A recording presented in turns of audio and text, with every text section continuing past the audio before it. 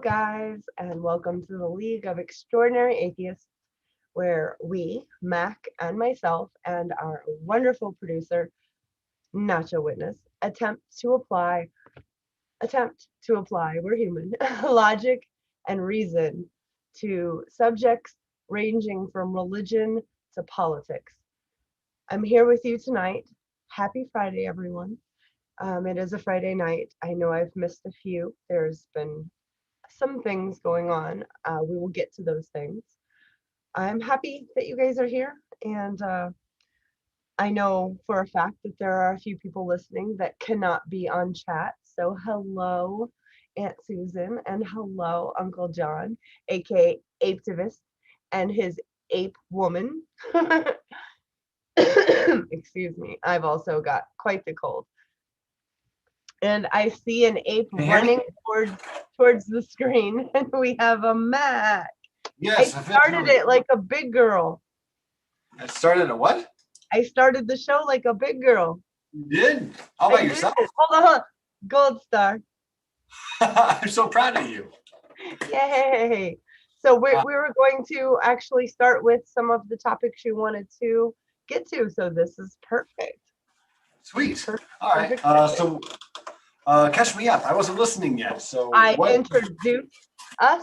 I gave everyone a happy Friday. I said hello to a few of our amazing friends, fans, family, uncle and aunt Susan and John, who are apetivists, who were not able to make it because of health reasons. Our thoughts and our well wishes are with both of you guys. And I know they're listening and they cannot participate in chat. So I said hello. I wish everyone a happy Friday. I let everyone know that we had some topics that we were going to cover that were, politics and here and there. And then our main topic is grief without belief, which is something I am dealing with for the very first time since losing my magical thinking. No fairies to help me along on this one. So, not that I believed in fairies, though if I did, it would be a cool belief. I'm just putting that out there. Yeah, I would let them land on my finger and I would tickle them like this. I'm really excited for that part of the conversation. And I definitely want to make sure we end on it because it's going to be hard to do anything after it, I'm sure. It is. I actually was, I was explaining to Naja, I was encouraged by some of the, I don't want to say bigger names in the atheist community because we're all equal, but people that have inspired me and have been doing this a lot longer or a little bit longer, when asked, should I cover this now? Should I wait? Should I try to write something out? And I was encouraged that now is the best time because there's going to be people who are also dealing with grief, and it could be something as horrific and heart-ripping apart as losing a pet. Pets are family. They are. So I understand that is such a huge loss, and all the way up to a family member or a best friend of 3 decades. 30 years is a long time. There are a lot of things that us humans have to go through that are so painful. It was actually nice to have that feeling or thought that I'll see them again, but I don't have that. So I think it's very important, and I'm glad that you two have not only allowed me to use this platform to talk about this, but also encouraged me. So thank you. Now, let's say that I came in from walking my dog and I have a box of Puffs Plus. I don't want to advertise for them. Sitting right here with my new favorite Hershey Kisses, which are birthday cake Hershey Kisses. Let me tell you. Oh, that's perfect. Mouthgasm every time. Every single one. So, I like your haircut, and I like how you keep showing me the back of it as a hairstyle. If I'm, you know, I might have you do a little spinaroo. There you I'm go. I'm digging it. Yeah, Yeah. yeah, it suits you. I just got it today. We're going to a wedding tomorrow together. Ah, yeah, yeah, So I was fancy. trying to look a little spiffier. Last time I cut my own hair, and I think I told you that. Like I just followed like the trim line, but I had him go all the way around this time. Yeah, Thought it would look a little I clean. like it. Yeah, I Yeah. approve. It's Christy approved. So, Yes, guys, I always worry about that. You're if my it's, hair expert. I promise I would let you know. Seen better. I wouldn't do it live though. I would never do that to you, ever. It'd be okay. You can just give it to me straight, and you can give it to me in front of everyone. Oh, I'm gonna give it to you, buddy. In front No, of everyone. sorry, you opened up the French doors and walked right out onto that one, so it's your own fault. I knew what Okay. was behind door number foursome. I think you opened up all the doors to see what I would say, and that's what happened. Basically. It is. There is a building I think we wanted to cover. Yeah, because I think it deserves a lot of attention. It's not getting enough attention, and I haven't given it nearly any attention myself. Um, Yeah, I I've been know that following it every day. are they still looking for people? They are still looking for people, and That this is happened what, because 4 days there ago? there have been people found, and don't take my word for it. As I always say, look it up. There have been catastrophes, whether it's earthquakes, buildings falling, collapsings, whatever it may be, where people were found alive 18 days later. So it is not over yet. So Time is of the essence, right? time is of the essence. I've paid attention every day. I wake up, the first thing I want to check is, have they found anyone alive? And unfortunately, for a couple days, the number of not alive and the people found alive had not changed. Now we have 12 bodies and families who are able to put their family member to rest. 12. There's That's sad. still many, many, many missing. Yeah. I, for one, cannot even imagine. I've tried to imagine being a parent, a sister, a friend sitting outside that building. There are parents who are sleeping there because they will not leave because they want to know where their child is. And I'm talking child as in their 35-year-old, grown man whose wife and kids weren't there. And so I I probably would be right there with them.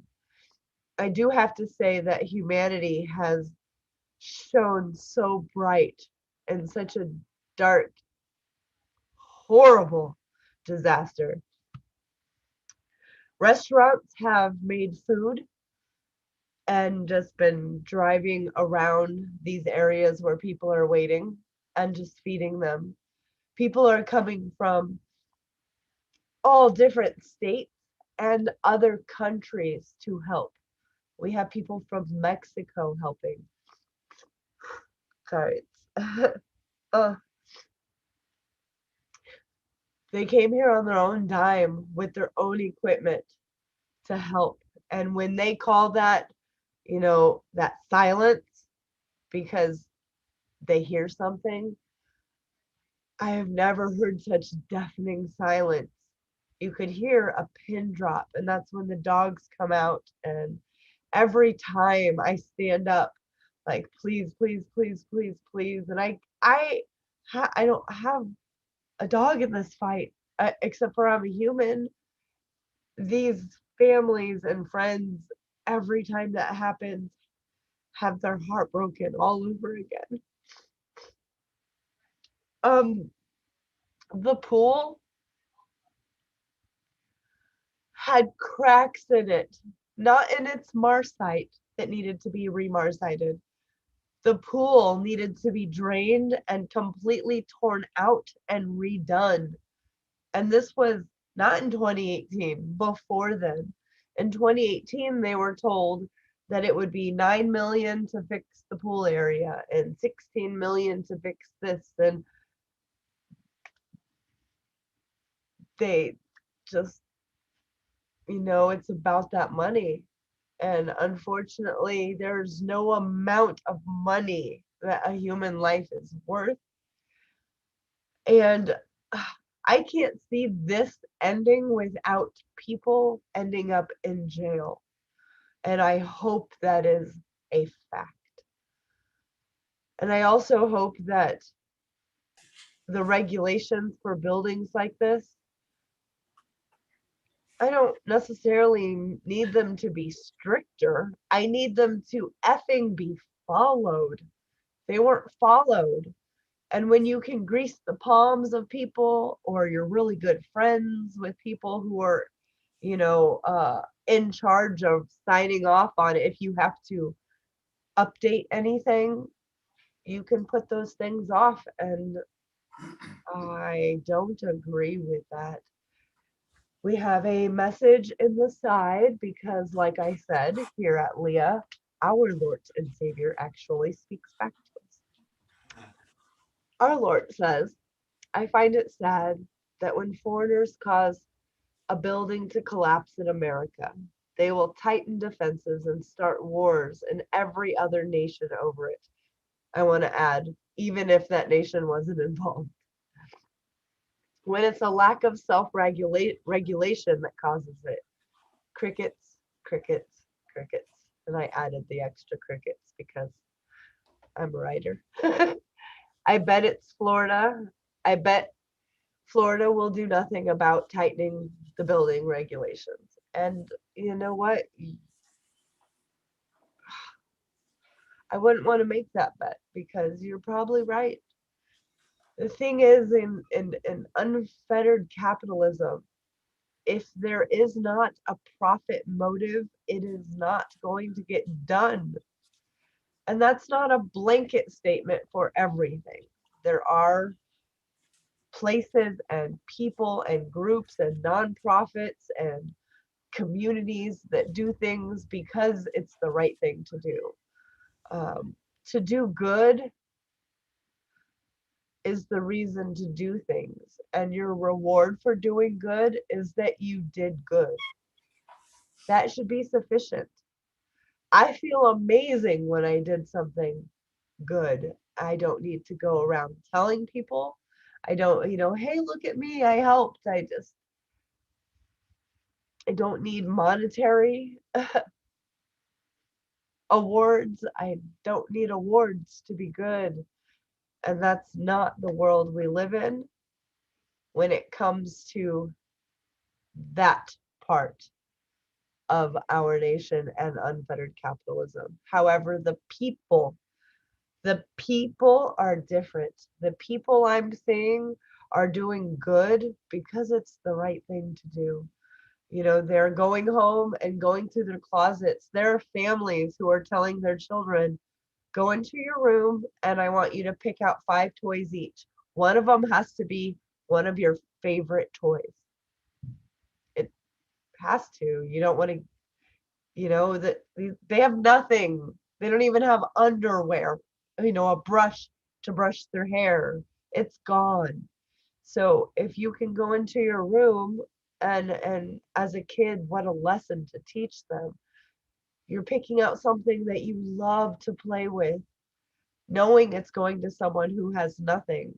That is doing good for the reason of doing good. And I'm seeing a lot of that. It doesn't take away anything that happened with that building collapse, but it is the flower growing in the concrete, if you will.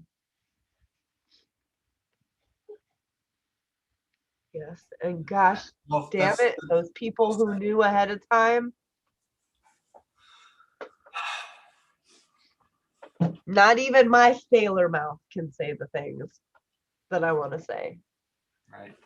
Right. There's I do hope that they tighten the building regulations. I think overall we need to up our infrastructure, and that's a whole nother conversation. Um, but yeah, if there's anything that you can do, donate money, donate items. I'm sure these families would greatly appreciate it. Basics. Think about tampons, Toothbrushes. diapers. Yeah. Yes. Any. Toothbrushes, toothpaste, face wash, shampoo, socks, uh, everything. Everything. I do. This is nothing to do with that building, but it is in Florida. The uh, moratorium for rent ended, right? Our state had a powwow and decided that they were not going to let the first be the end and kick everyone out. And I was so excited about that until I heard what they came up with. They gave them 30 days. So July 31st through the end of July, August 1st will be. I don't think that people understand what's really going to happen when hundreds of thousands of families have nowhere to go in a matter of 24 hours. So it's off topic, but it's also in Florida. And, it was yay, Florida, damn it. Yeah. 30 days. It's something. Um, Yeah. I think I have a link here. Max thinking, guys. Yeah. If it gets warm, duck and cover. Do you guys? I'm older probably than a few of you here. Oh, In my 40. elementary school, we had drills because the Cold War. Carter was the president when I was born, and the earliest president I remember was Reagan. And we would have to, when the siren would go off, we would have fire drills like everyone else, but we would also have atomic drills. And when this, I almost said Pacific, when the specific siren would go off, we would have to get underneath our desks and put our head between our knees and our hands over our heads because, we're safe from radiation that way. Sorry. As a kid, it felt safe. Once I understood what, yeah, they needed to do something, and sometimes doing something rather than nothing is just as dumb as doing nothing. Yeah. Again, well said. Thank you. I have to pause this and bark like a basset hound real quick. Okay, go for it. I can take over while you're coughing. I'm trying to get the links real quick. Now I'm coughing. Damn it, Christy. Let me mute myself. So I'm Not only are my smiles contagious, but so are my barks. Your barks. Oh! I was gonna give you guys a bunch of separate links, but I didn't want to just throw a whole bunch of links up there. So this CNN link has a list of charities or people trying to help the victims of the building collapse. There's a Jewish organization that's asking for, let me look down here, sheets, pillows, phone chargers, and snack food. There's direct relief. They've teamed up with the NBA's Miami Heat, and they're collecting donations, providing helping provide healthcare for survivors and equipment for first responders. And then Food and Rescue US is on the ground in Miami, providing and transporting meals to those victims. So yeah, there's more. There's actually quite a few more. So you should click on that link and scroll down and just see whichever way really floats your boat to help, if you can. Remember, if everyone can chip in just like $1 or $2, that's help, right? Whatever you can do, it really does help. All right. That said, there's a few other things that I wanted to mention. Are we good to move on from here? Yes. All right. First things first, I am not happy to inform everyone that Mike Gravel died this week. I know. I was very upset about that. Bring it up real quick here. If you don't already know, he was a United States senator from 69 to 81. And he ran for president in 2008 against whoever the Republican candidates were. Don't remember anymore, but also who was on the stage was obviously Barack Obama, Hillary Clinton, Joe Biden. Yeah, and there's a really infamous clip online of him really just calling all of them out It's as beautiful. warmongers and people who scare him. Yeah, they're all he just said they frightened him. Yeah.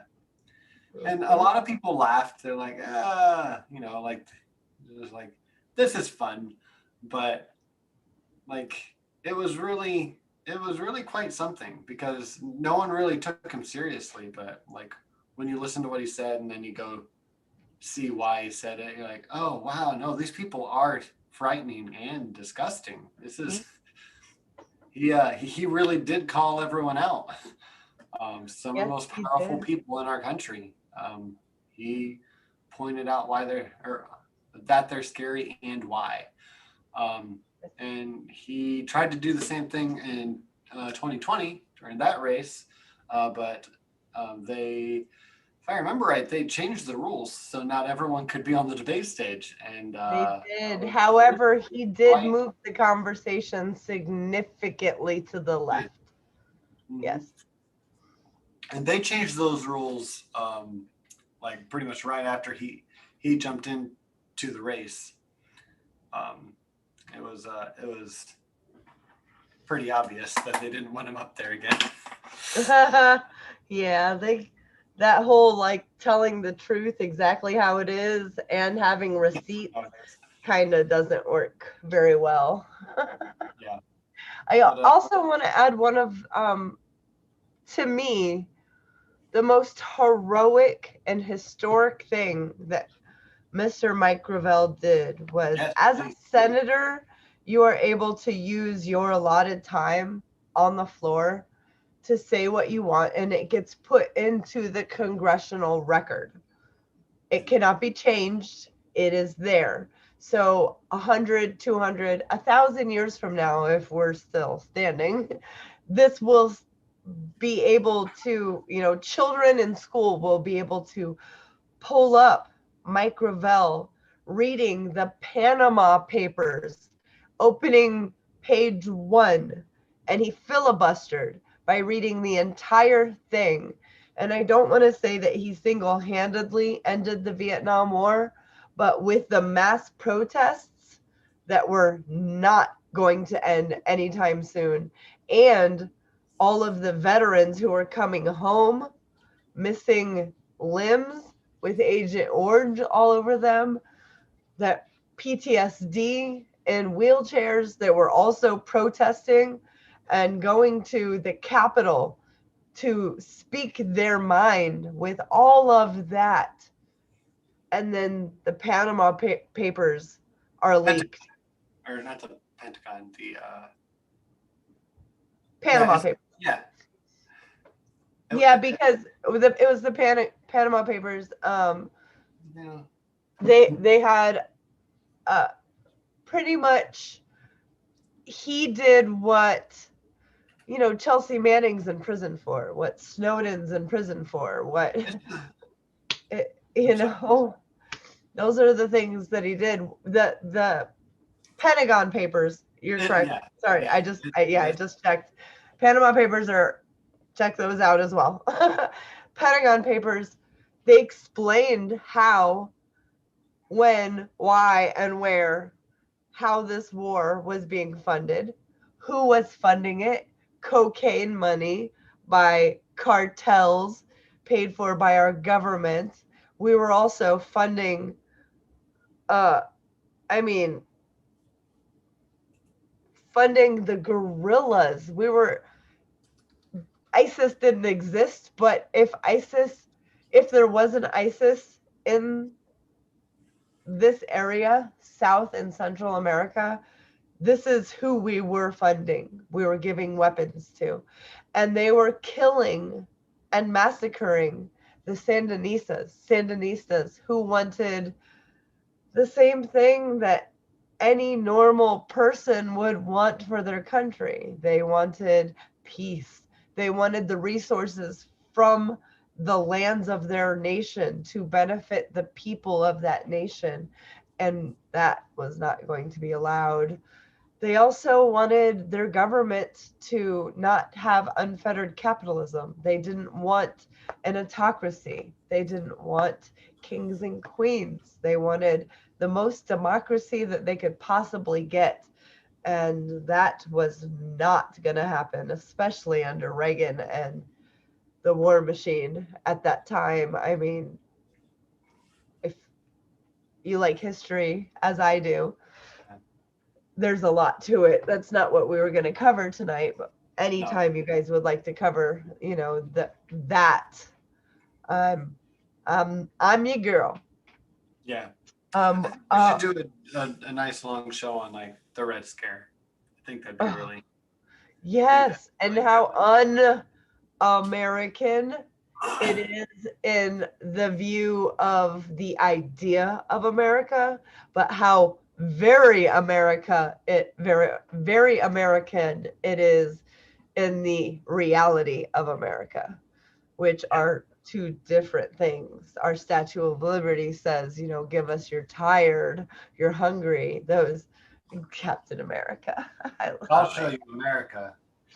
I love it. Happy 4th of July weekend. Right. Oh, you guys, Mr. Bean. I got that for Father's Day. Mr. Bean is going to be very, very, it's going to be a horrible 24 hours.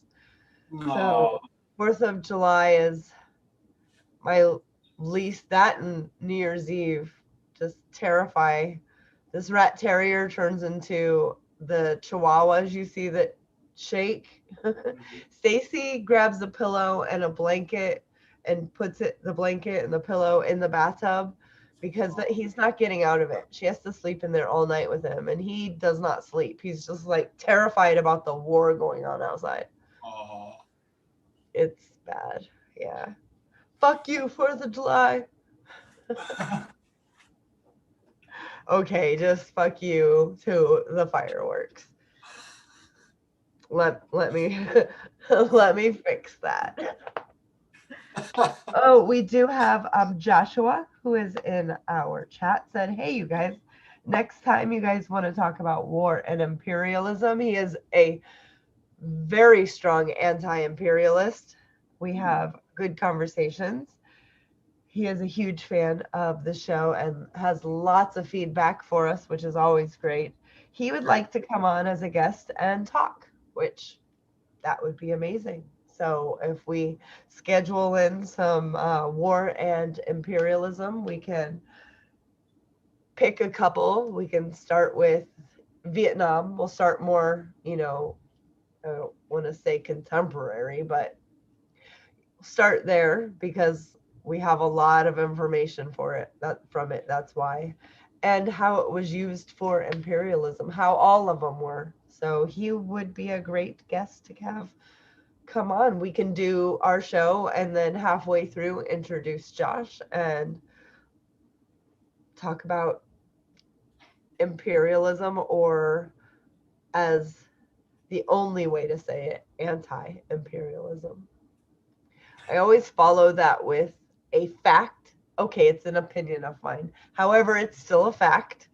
There is no Right. such thing as a moral empire. Yeah, that's a fact. Yeah. Opinion fact. Yeah. A factian. No, that one didn't work. Oh my goodness. If I started a rolling paper company, I would name it Panama. You're silly, Brant. I'm stating the obvious here.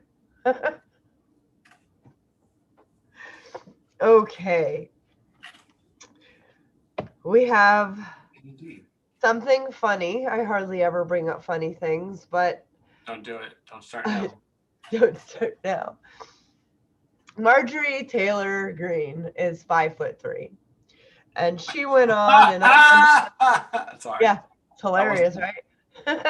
She went on and on and on stage, surrounded by American flags, doing American propaganda, of course, and then really spent a long time of bullying a fellow congressperson, using the Trumpisms, like little Matt Gaetz and little this and little that, just to belittle, pun intended, the other person. And she went on and on. Every time she said AOC, she would say little AOC. And the next day, AOC added her little speech, the Mrs. Green's speech. She tweeted about it. And above it, because the fight is so immature, what she did was so grade school, not even middle school, like second grade. Mine's longer than yours. My friend's better than yours. I love my friend better than you love your, like, just dumb shit. So AOC put one sentence above it, and all it was, I'm taller than you, period.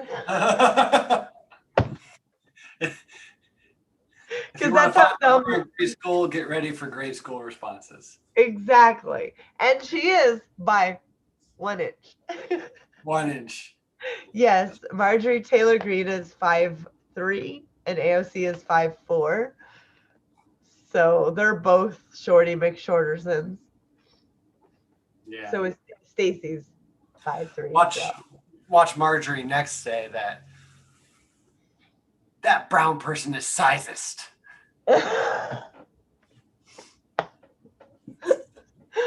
She's racist towards size because, she doesn't understand that. I don't even see color. Oh, gosh. All right. Yeah. If someone starts a conversation with that, just say, okay, that's nice. You should go to an eye doctor and walk away. Yeah. Yes. What was their name again? So, all right. There's just so many things that we could touch on. We haven't been on for a month, by the way. Sorry about that. We'll be here, on the next fortnight for sure, and Yes. we need to have a few topics because we need to address the housing market. Yeah. We need teetering right now. Yeah. And that just goes straight into just normal like economics that we really Yeah. need to just Houses aren't even staying on the market for hours. no. And If they get listed in the morning, they're gone by afternoon yeah, I because mean, it's not people with everywhere. cash can There's outbid them. yeah, that's the biggest problem, and that's something we will need to dive into much more. Yes, we could do actually an entire show on. Yeah, I we could can't do follow that. the money on that one. That would be fun. Yeah, Yeah. BlackRock. Spoiler alert. um, Yes. yeah, that's something crazy. What else It do we is. have It that we is. need to make sure? What's upcoming in LEAH? Let's just like spit a couple things out in the next 60 seconds. Got the housing market. Donald Rumsfeld also died this week, so we should touch on that. Hold on, let me see. Still not sad. Okay, go ahead.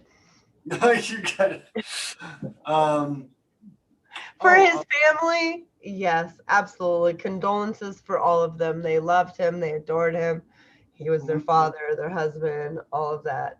None of my ill will is towards them. They deserve all of the privacy to grieve that they want and need. He was a war criminal. Yep.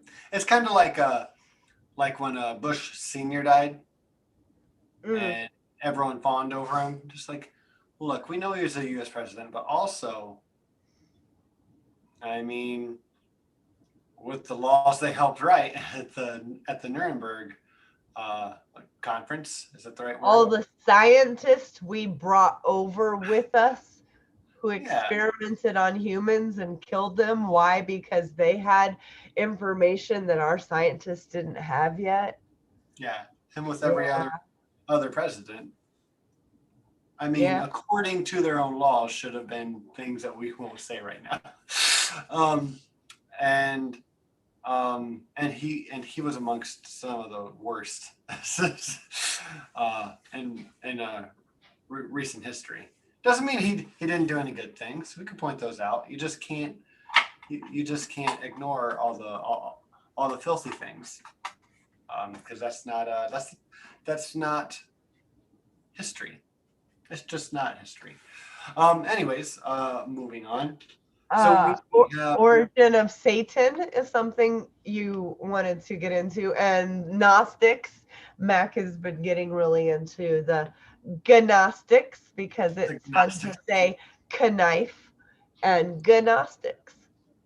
Yeah, I didn't want to make that a whole topic tonight. No, but it's very interesting. Yeah. And you can give links for people. Do you think we should do like a whole thing on it? I do, and I think we should invite there are people who are actual, this is what they do. Mm-hmm. I think we should have them as a guest and be the layman that ask the questions. We can take questions from our audience. Yeah. Because the Gnostics are all of the holy books to me as literature are fascinating.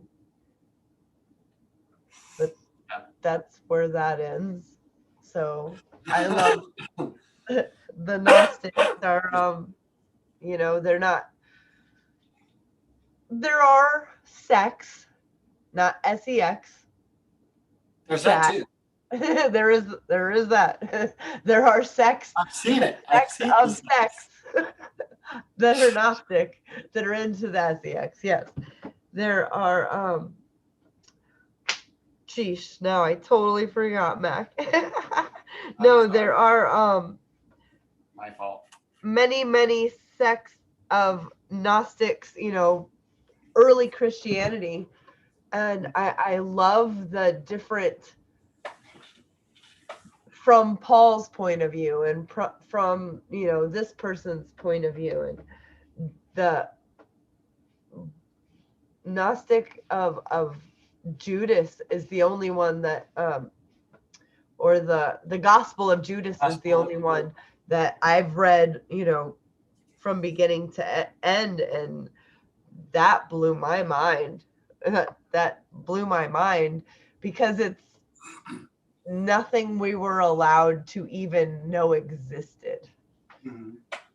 I don't believe any of it's true, so it's okay to read all of it, you know. And I like the name Lucifer. I love it, actually. I think it's a beautiful name. I also like the name Morning Star. I wouldn't name my child Morning Star unless I lived in a hippie commune, which could happen. However, Someday. And then you'll have to have another child named the Morning Star.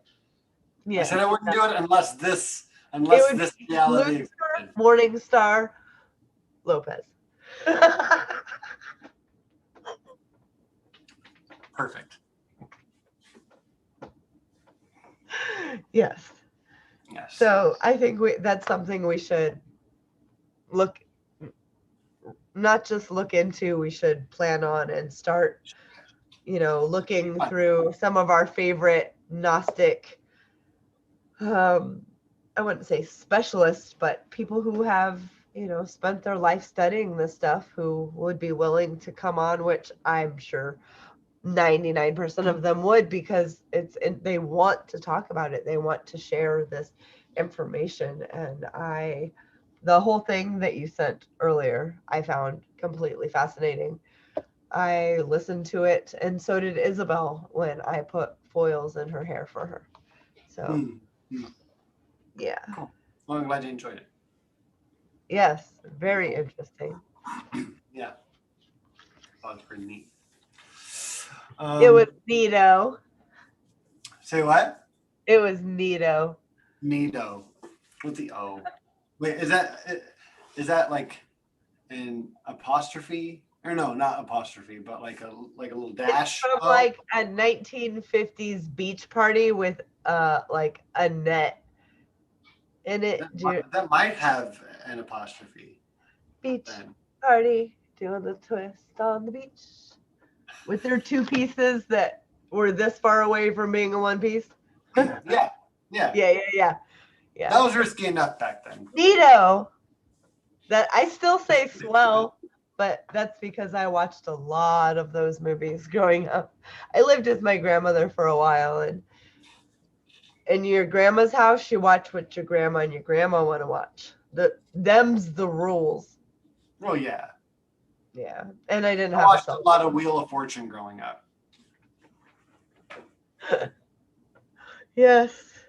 At the other grandmother's house, it was soap operas. So I would rather be at my mom's mom, because at least we did a lot of, happy fluffy clouds. We watched a lot of that. Oh, that's the best. That's the Bob best one. Ross, yes. Yeah. And cooking shows, Not and General Hospital.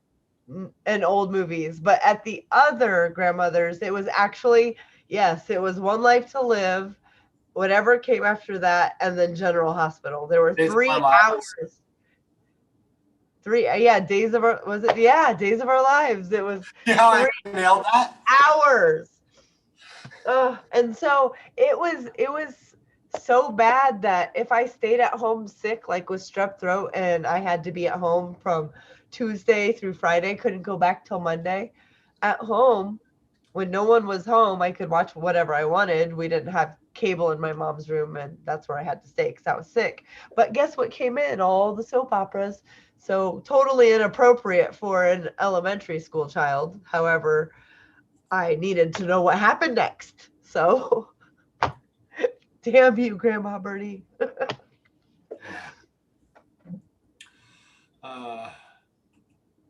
So okay, I think we might be a little off topic. So let's just try to focus back in. You could have just left topic off that sentence and put a period. I could have. All right. So, are we ready to switch to the main topic tonight? We are. Let me bark real quick. Bark. Bark. Bark. Bark. Bark. Bark. Bark. Spark. Sorry, I'm doing the sound effects and she muted herself.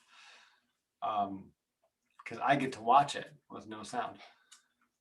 And you're still muted. What? I'm reading our side from the stream from Zoom. Oh. That show freaked me out. Yes, a little bit freaky. Okay. I actually wanted to start with something that, if you are a part of this community and you read, you've probably heard this.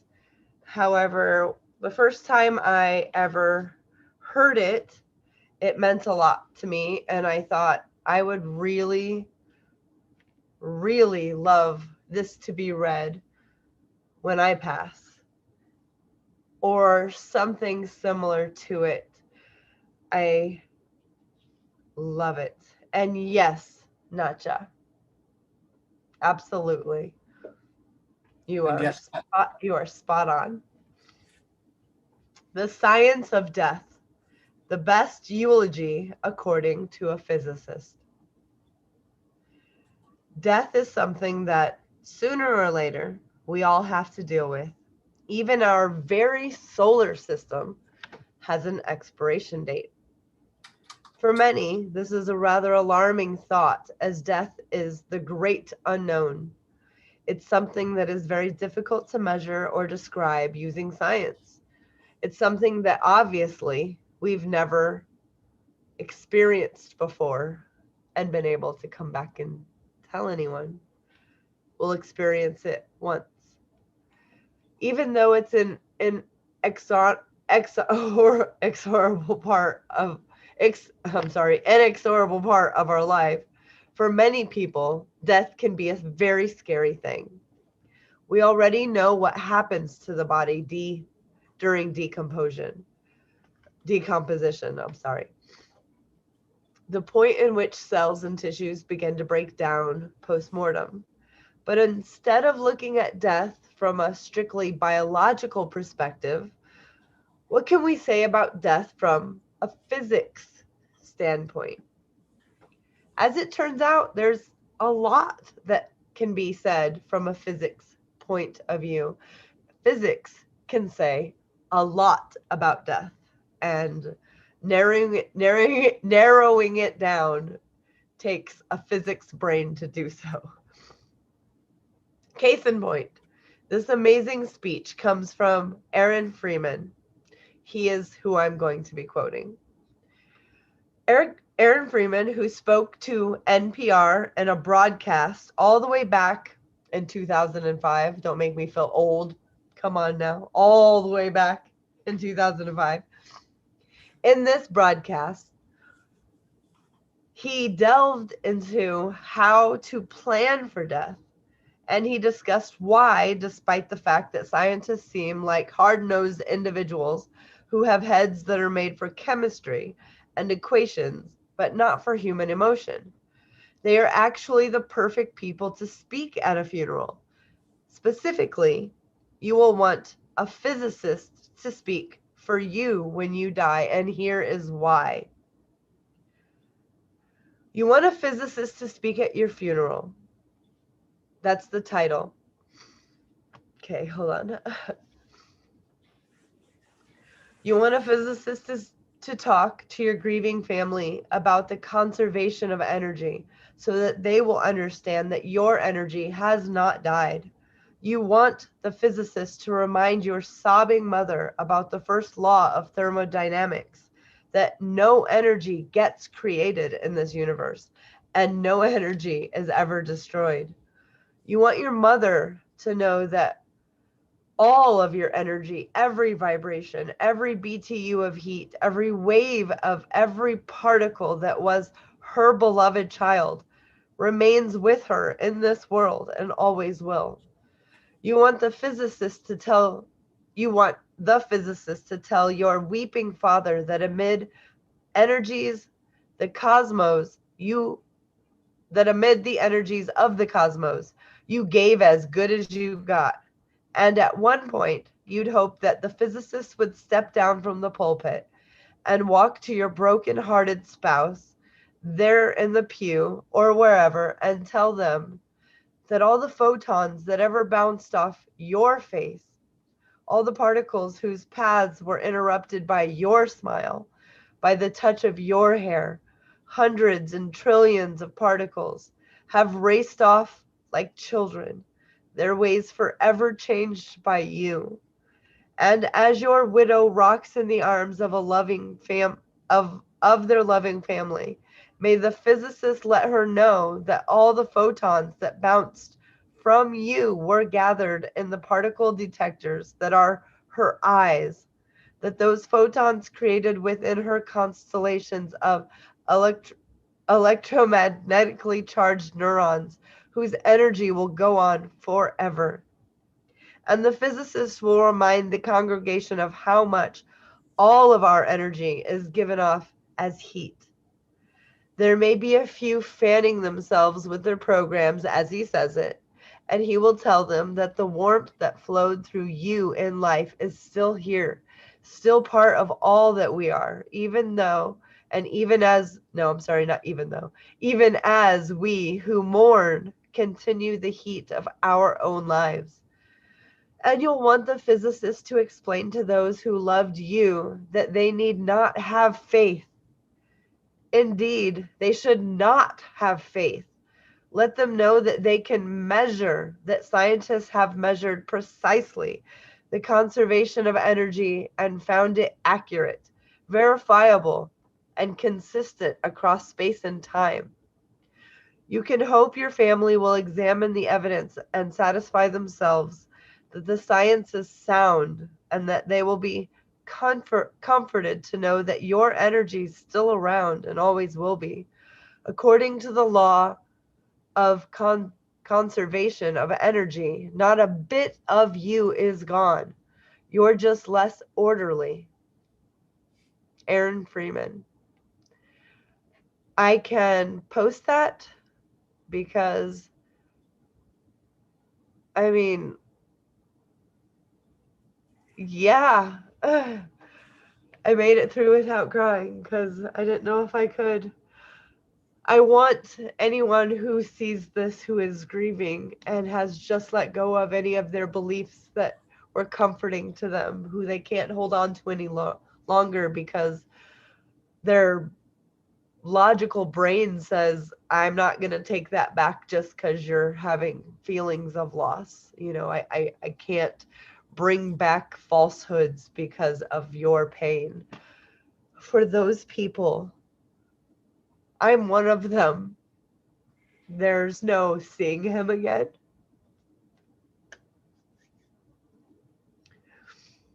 We did end on good terms, although before our last two phone calls, we hadn't talked for a little bit. Tell the people that you love them. I love you. That you love them, because when they leave, they might be gone. And I know now that it's final.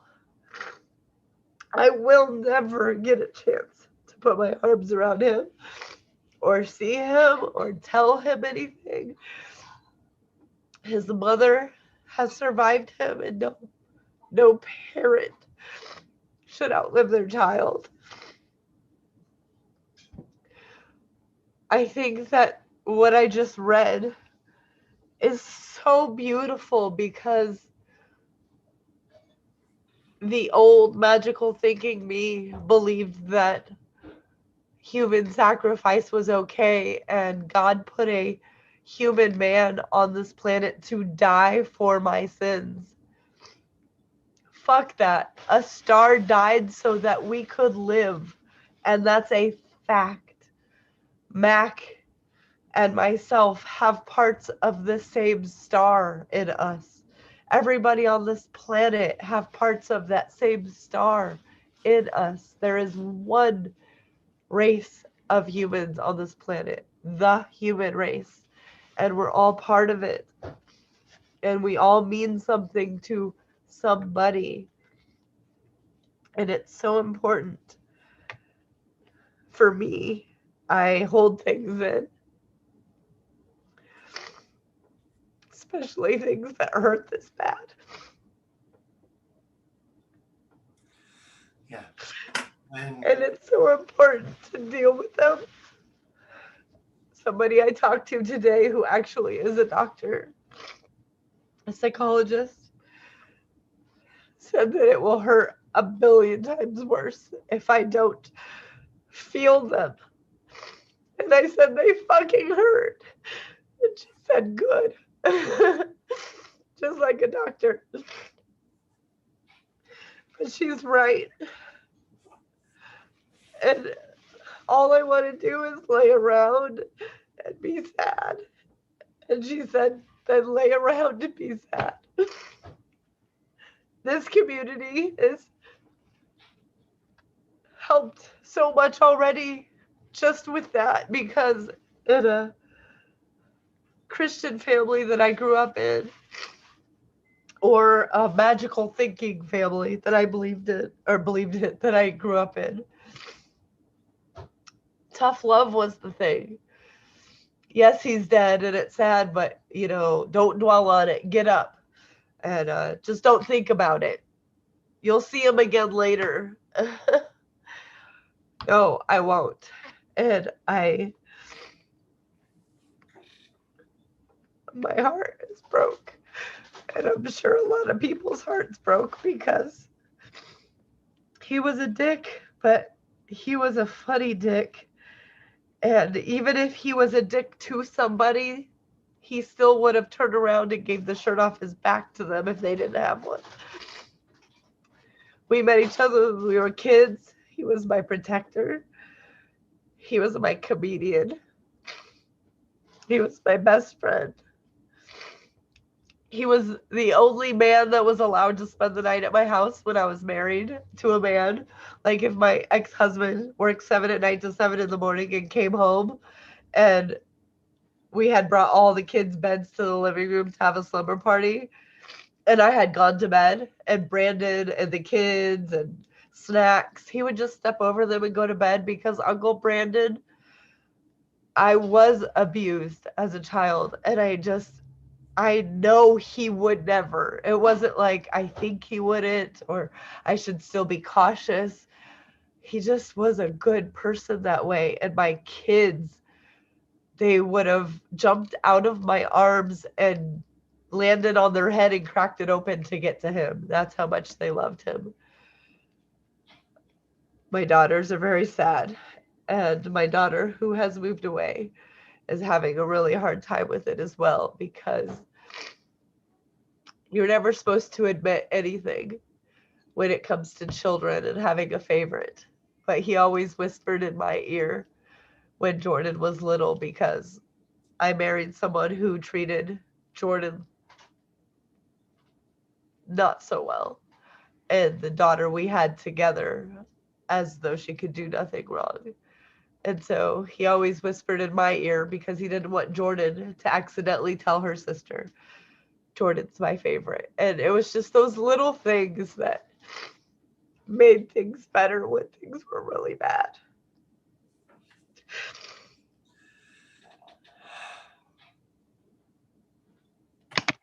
that's that's something that I think is really neat about people in general, and the like equally sad, equally happy thing about death that you can take and dwell on, for better or for worse, is that you have those memories of that person, right? And that is literally a piece of them, like your perception of their life and consciousness and acts and words, thoughts. They're a living record Yeah. of who that person is. And in a way, that's a way that they survive. It's through your memories, right?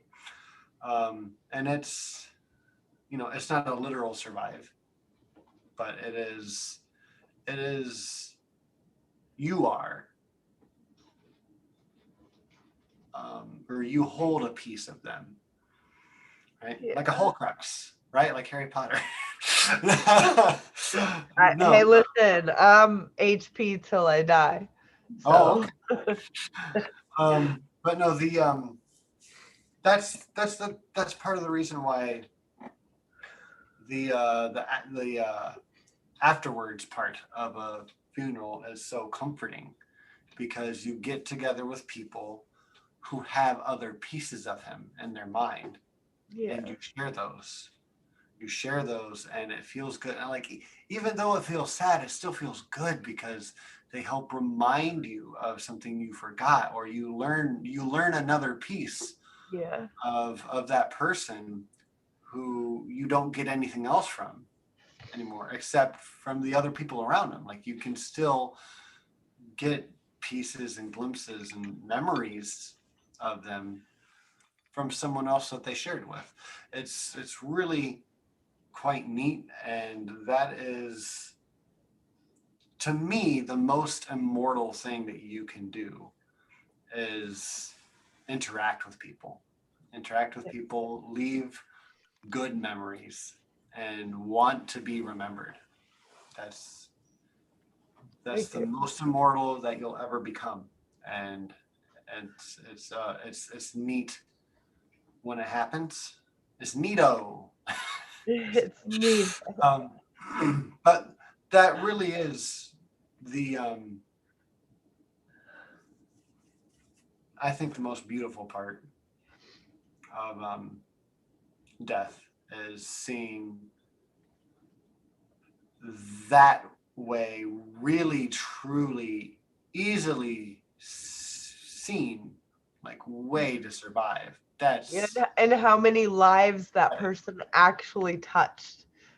That's when you see, like, oh my gosh, it wasn't just me, it's all of these people. There were three of us, so I'd be remiss not to mention Scott, who there were the three amigos. Scott and Brandon were roommates and also BFFs. They were the guy BFFs, and Brandon and I were the girl and guy BFFs, which made Scott, Brandon, and I the three BFFs. And Scott's having a really hard time with it too. I want to say that, I believe in healthcare for all. Brandon had the best healthcare possible, got regular checkups all the time. He had pain in his chest, and because he is, I don't want to sound sexist, very manly man, he always has been, he drove himself to the hospital. And when he got to the counter to sign in, he is, I'm having chest pain, and he dropped dead right there at the hospital. So, like I said, you can do everything right. It's hug the people, tell them, even just send them a message. Thought of you yesterday. Hope you're doing well. Just something. Tell people you appreciate them.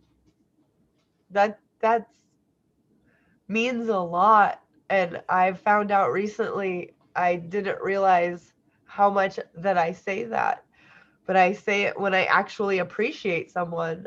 And I was told that no one's ever told them that they were appreciated before, and that they look forward to talking to me because they feel appreciated when they talk to me, even if I don't say it that time. And that those two words, or three words, I appreciate you,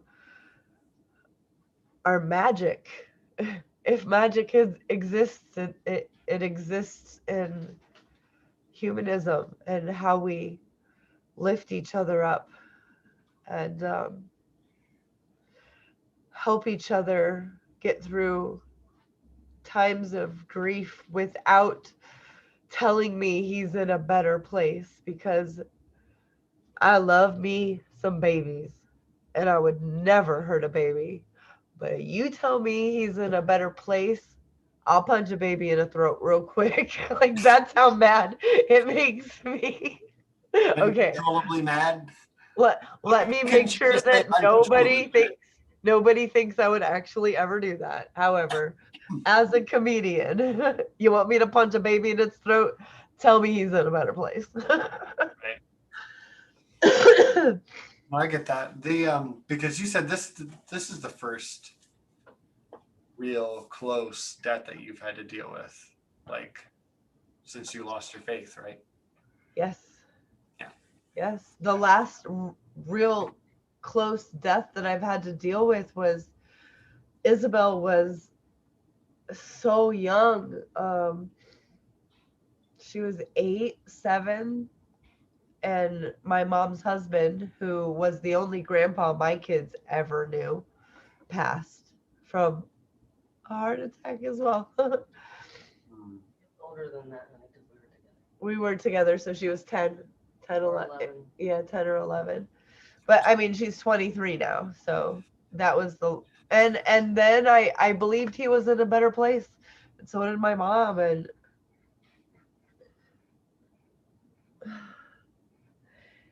it's Yeah. final, and I'm okay with that.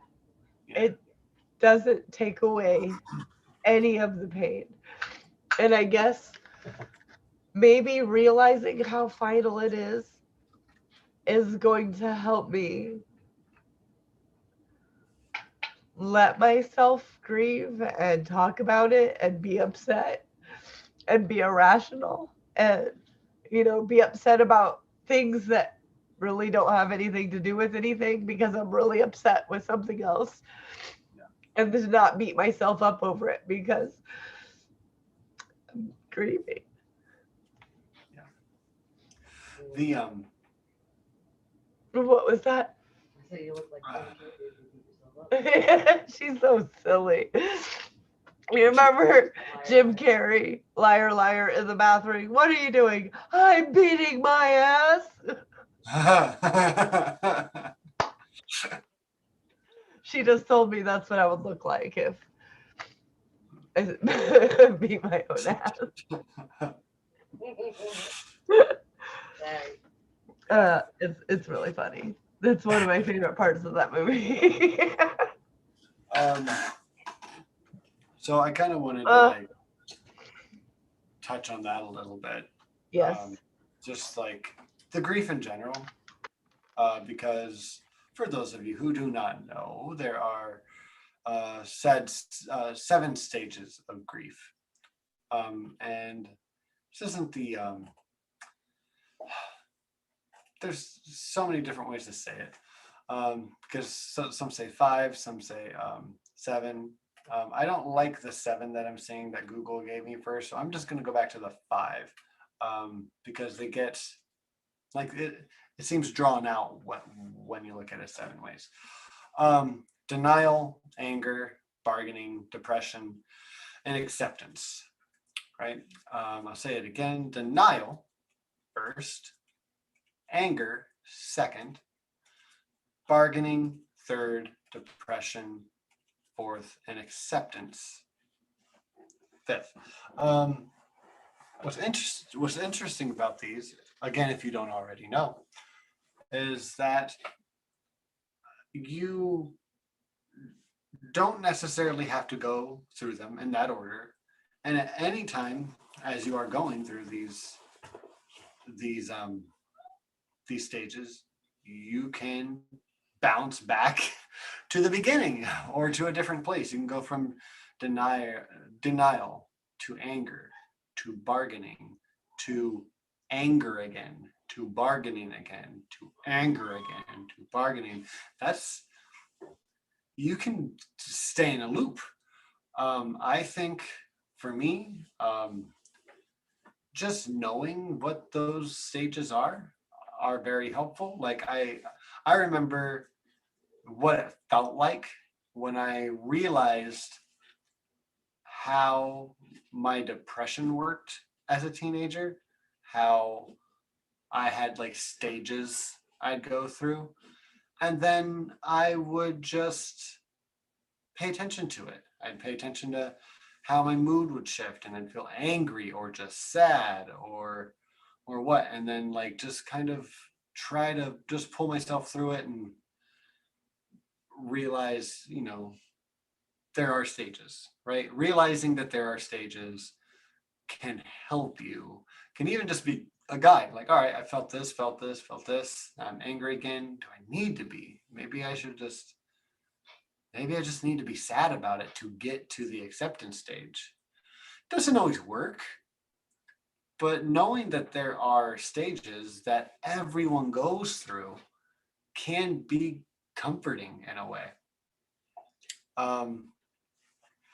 One thing that I don't like about religion or religions that have an afterlife aspect to them, which is most of them, is that if you lose that belief, anyone that you have placed in heaven in your belief is now gets taken out of the acceptance part of your grieving, and you go back to either denial, anger, bargaining, depression, until you get back to acceptance. It means you have to go through it again. And that's one You reason have to grieve for that person all over again. right. And Yes. to realize when it's done, and get to that, like you can still fall back, but it's not quite the same, right? You can still get depressed, but there's not really any bargaining. It takes out some of the anger. Someone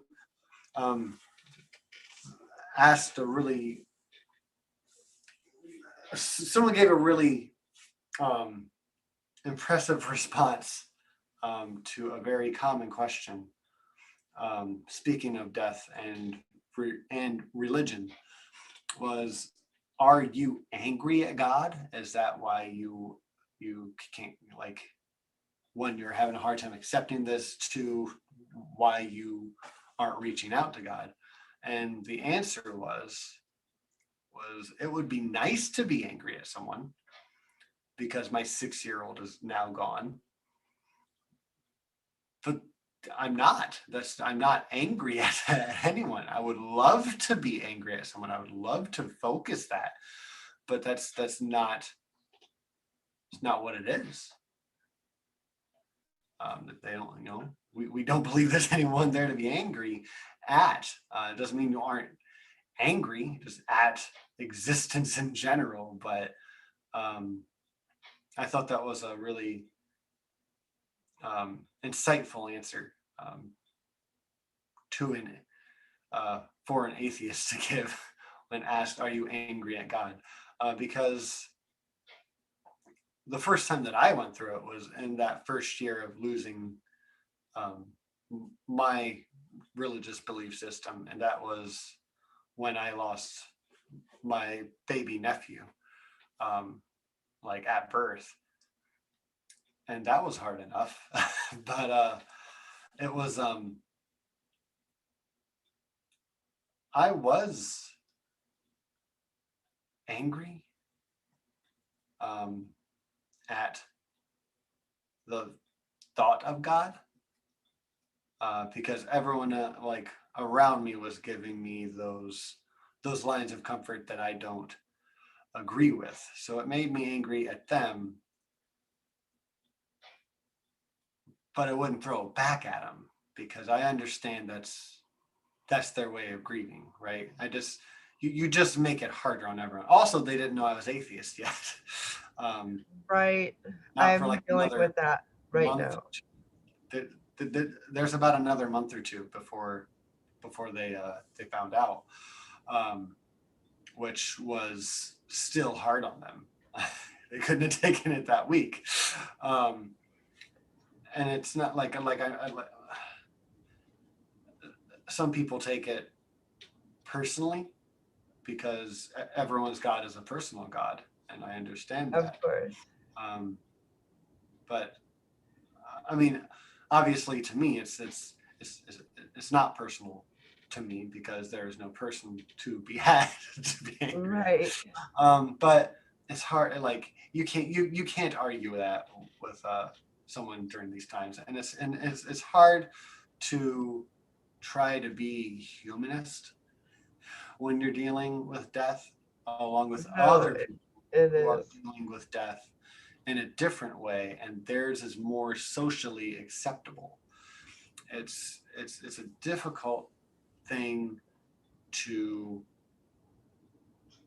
dance around because you have to dance around it while you're trying to deal with it Right. your way, as a non-religious person,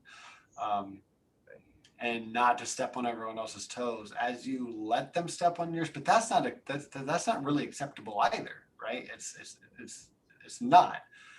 But there's no really good way to deal with it.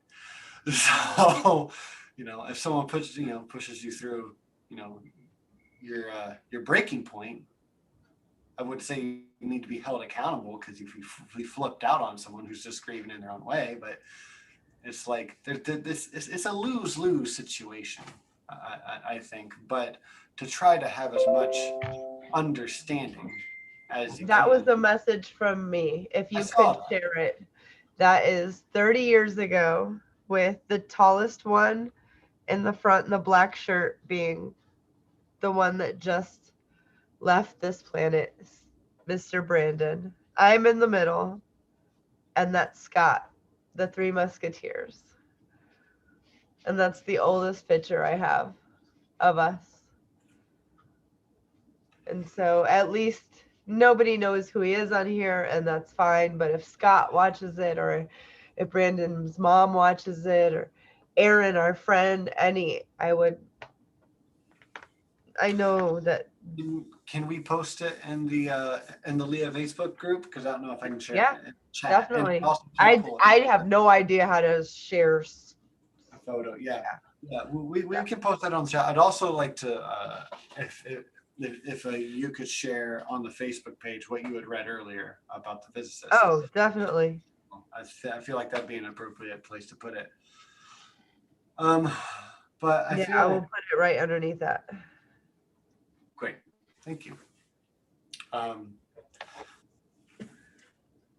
But yeah, it's a tricky thing to try to navigate, and I definitely have some sympathy for you.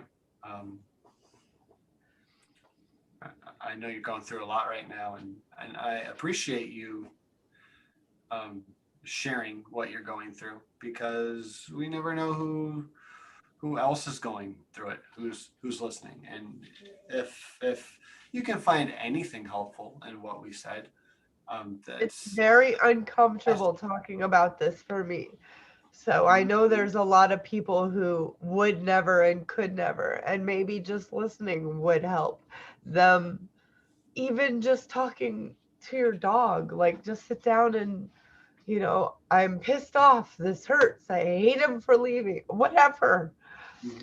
Write it down, you guys. I tried to write what I wanted to say. First of all, you can't look down through Niagara Falls and see anything. And there's too many thoughts. I couldn't get it all in, and then I would feel guilty. And so I just thought, also after talking to the same psychologist, just, this is not something that you write. This is something that you just feel. And than express, which feeling for me already, I always want to just be like, I'll deal with that later. I'm really good at compartmentalizing and I'll deal with that later. And then I don't for a long time. And then it's not as, harsh and it doesn't hurt as much. So I feel. Right. But the damage it's doing is worse than that feel that would have hurt so bad in the beginning if I would have just dealt with it. Yeah. Yeah. The more you know, rainbow. So Crying release the same endorphins. So you gotta laugh. Oh goodness. Stacy said laughing and crying releases the same endorphins, so you have to laugh. And then to that, I want to add my very favorite emotion, and this is before the movie Fried Green Tomatoes. It Okay. was laughter through tears. Like genuine tears from something that really, it wasn't like, I can't believe she talked behind my back. Yeah, none of that. It was genuine hurt and grief. And then genuine laughter through those tears is my favorite emotion. Maybe because I really hate hurt and grief too much, so much. I am ashamed to say it. When my mom's husband died, I couldn't even deal with it. I went to the memorial, but I Couldn't handle it. nope. I couldn't even be there for her. I couldn't. So I mean, everyone has their own limit to how they can deal with death. Like, I don't think anyone really should. It was seeing her hurt that I could not handle, which is so selfish of me. I remember my neighbor from when I was very young, around 10 years old. And I remember going to the funeral for her husband. And he was an EMT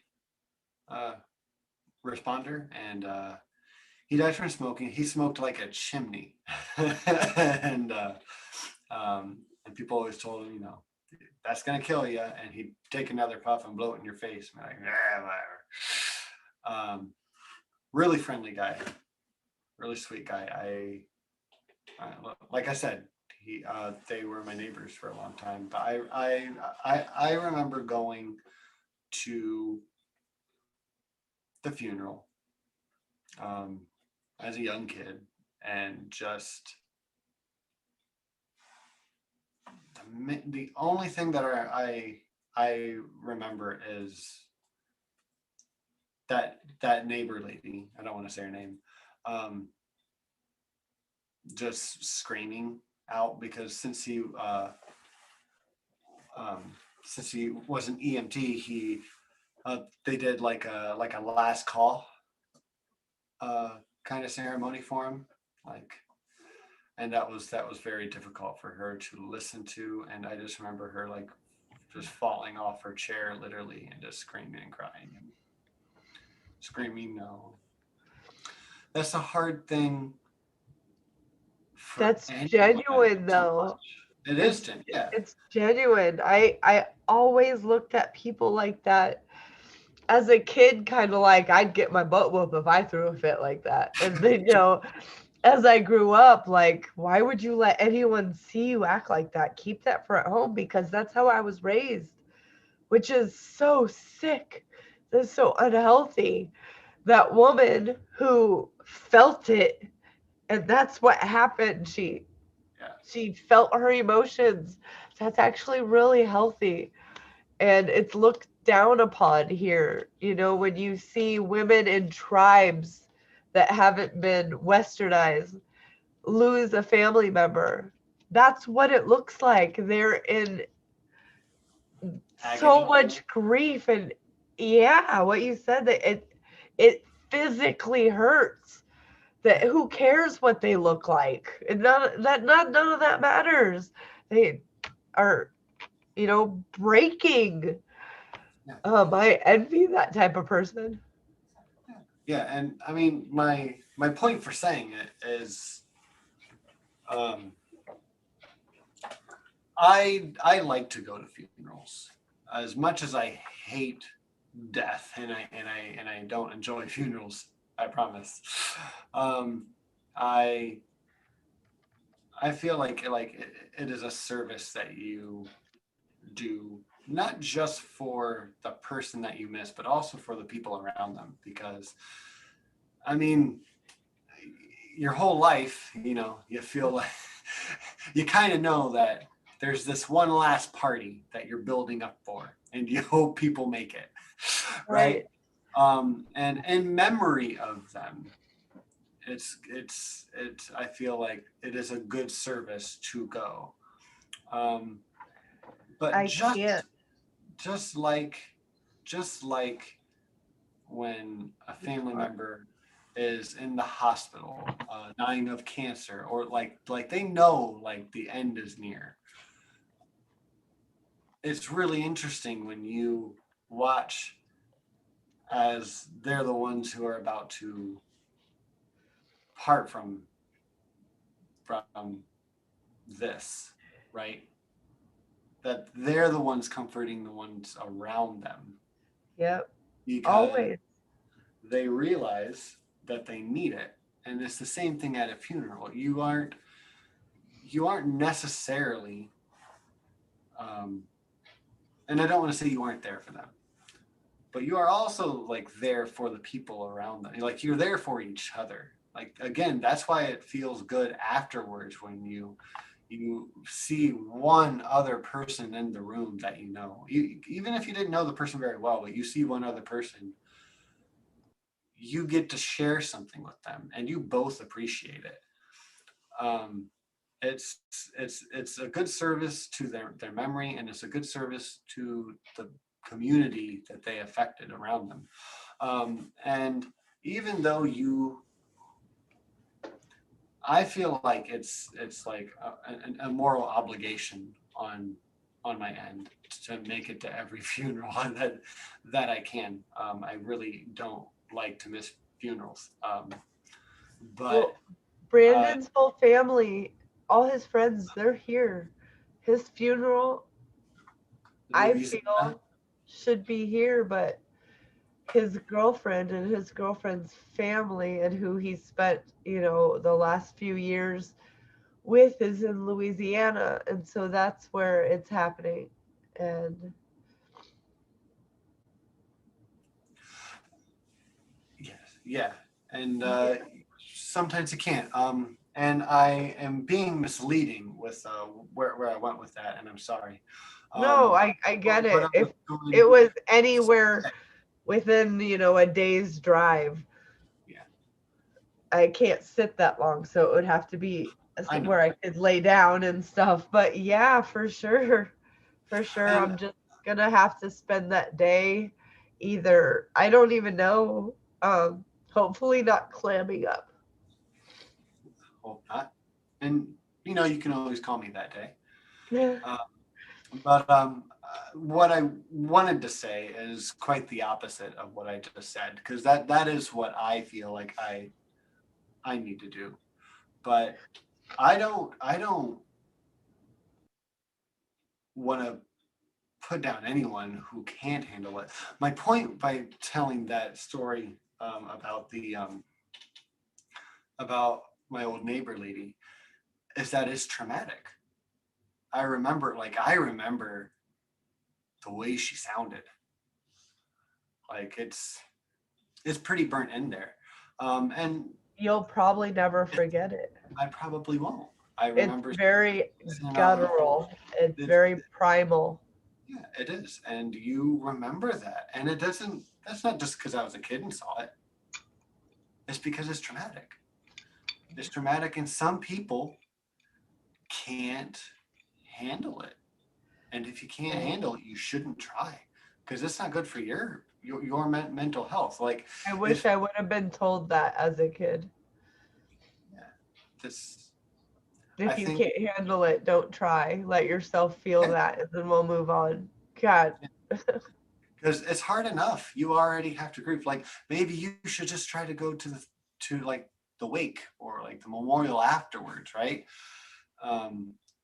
I feel like you should go to something, because, as I said, it is healing to get those shared stories and to also show appreciation, like, because the people who go do realize when you're not there, right? But if you can be there at some point, somehow, they always appreciate it. And whether they want to or not, if you even just say honestly, I couldn't have handled being there and I'm sorry for that, they get it. Like, Yeah. they get over it. They More don't of hate a you for it. it's more of a monetary thing for me right now, you know. Yeah.